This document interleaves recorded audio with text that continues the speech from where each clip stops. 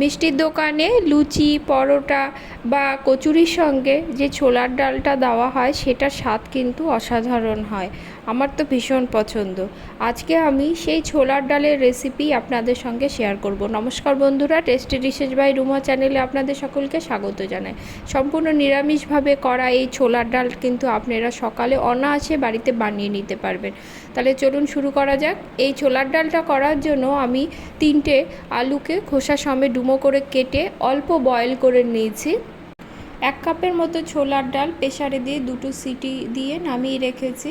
ডালটা কিন্তু গলানো যাবে না, গোটা রাখতে হবে। এবার মশলা করে নেব। এর জন্য তাওয়া বসিয়ে দিলাম, তাতে দিয়ে দিলাম 1 চামচ ধনে, 1 চামচ জিরে এবং 2টো শুকনো লঙ্কা। গ্যাসের ফ্লেমটা একদম লোতে করে দিয়ে কিন্তু মশলাটা ভাজতে হবে। এবার এতে দিয়ে দেব 2টো এলাচ। এলাচ দিলে কিন্তু মশলাটার সুন্দর গন্ধ বেরোয়। মশলাটা কিন্তু একদম লো ফ্লেমেই ভাজতে হবে। মশলাটা থেকে যখন সুগন্ধ বেরোবে তখন নামিয়ে ঠান্ডা করে মিক্সিতে দিয়ে গুঁড়ো করে নেব। রান্নাটি করার জন্য বসিয়ে দেব কড়াই। কড়াতে দিয়ে দেব সর্ষের তেল। তেল গরম হলে এতে ফোড়নে দেব 2টো শুকনো লঙ্কা, 2টো তেজপাতা আর দেব 1 চামচের মতো পাঁচফোড়ন। ফোড়নটা থেকে সুন্দর গন্ধ বেরোবে তখন আমি এর মধ্যে দিয়ে দেব 1 চামচের মতো আদা। আদাটা কিন্তু আমি গ্রেট করে দিয়েছি।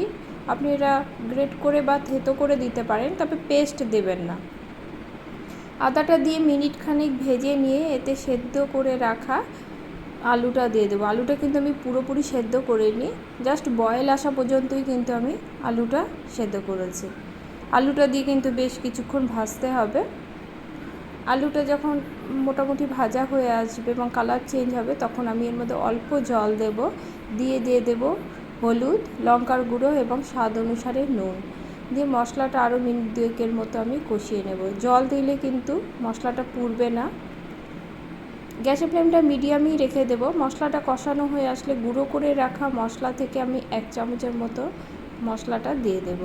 দিয়ে একটু কষিয়ে নিয়ে এতে সেদ্ধ করে রাখা ডালটা দিয়ে দেব। ডালটা দিয়ে ভালো করে মিশিয়ে নেব। মিশিয়ে নিয়ে ডালটা আমি বয়েল আসতে দেব। ঢাকা দিয়ে 7 থেকে 10 মিনিটের মতো রান্না করব। এই ডালটা যত বয়েল আসবে তত কিন্তু খেতে ভালো হয়। 7 থেকে 10 মিনিট পরে দেখুন ডালটা কিন্তু আমার অনেকটাই কমে এসেছে এবং কালারটাও অনেকটা চেঞ্জ হয়েছে। এবার আমি এর মধ্যে দিয়ে দেব 1 চামচের মতো চিনি। আপনারা ঝাল খেতে চাইলে এখানে কিন্তু কাঁচা লঙ্কা ব্যবহার করতে পারেন। এই রান্নাটা একটু মিষ্টি হয় তাই আমি ঝালের পরিমাণটা কম দিয়েছি। এবার আমি এর মধ্যে দিয়ে দেব গুঁড়ো করে রাখা মশলা থেকে আরও 1 চামচের মতো মশলাটা দিয়ে ভালো করে মিশিয়ে নেব। গ্যাসের ফ্লেমটা লোতে করে দিয়ে আরও মিনিট 3 মতো রান্না করে নেব। কিছুটা আলু তুলে নিয়ে ম্যাশ করে নেব। ম্যাশ করে এর মধ্যে দিয়ে দেব। এতে ঝোলের ঘনত্বটা একটু গাঢ় হবে।